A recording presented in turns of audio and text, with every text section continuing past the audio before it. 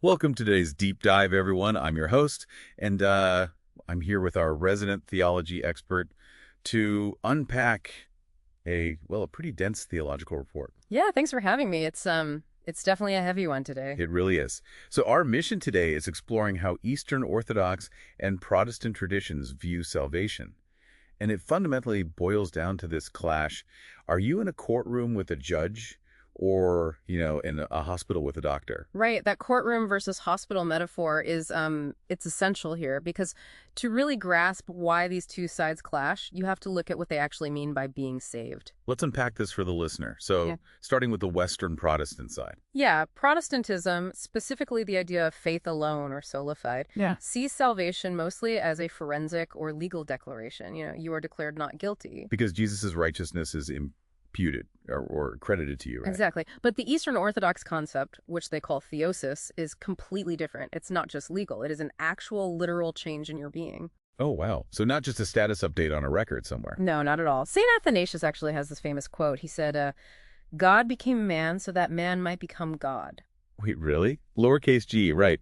Not becoming the Almighty. Right, right. He meant that God's uncreated energies, not his unknowable essence, but his energies literally indwell and transform the believer. Okay, let me see if I have this. Is the Western view kind of like having a judge wipe your massive credit card debt clean? But the Orthodox view is more like a doctor actually curing a terminal illness? That's a perfect way to put it. Having the debt wiped is great, but if you still have the disease, you aren't really healed. Right. You need actual treatment. Just changing the legal status isn't enough. Okay, so if the Eastern view is a hospital, how does the treatment work? Because the report gets into the actual anatomy of the human mind here. Yeah, they divide the mind into two parts. You have the dianoia, which is your rational, logical brain, Yeah. and then the nous, which is like the intuitive eye of the soul. The nous. Got it. And the Orthodox argue that faith alone only treats the dianoia. So you can logically agree with the doctrine, but your nous is still completely sick. It's like reading a fitness book, logically agreeing with it, but never actually going to the gym. Yes, exactly. So to heal the nous, you need spiritual therapy, asceticism. Which means things like fasting and prayer, right? Not as a punishment. Right. It's medicine.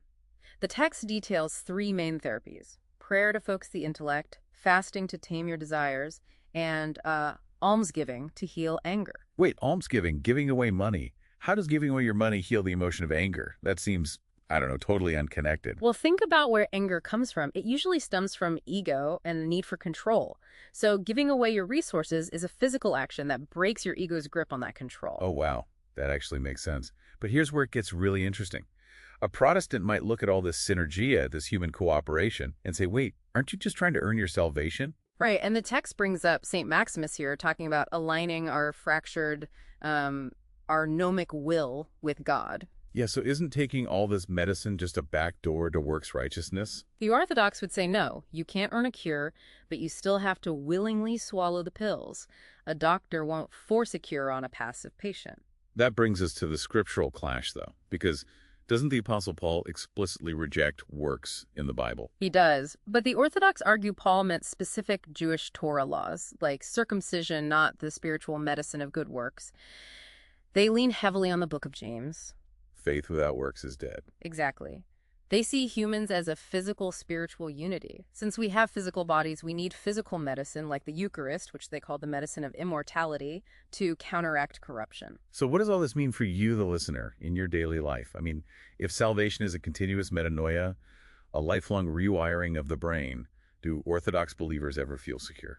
Not in a past tense, I checked the box sort of way. It's always present tense. I am being saved. It's a constant dynamic conversion. Which really challenges how any of us view profound personal change. Is transformation just flipping an intellectual switch? Or does it require a lifelong, grueling fight to rewrite your deepest habits? It's a lifelong fight. And, that Western focus on the quick intellectual switch, the courtroom verdict, actually hinges on a pretty wild historical translation choice. Yes, the report mentions this historical bombshell.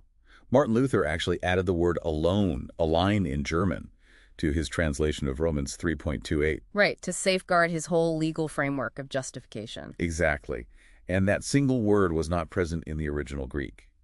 So we want to leave you with this to ponder. If that word had never been added, how drastically different would the history of Western thought be today? When it comes to our deepest flaws, are we just waiting for a judge's pardon, or are we actively fighting for a cure?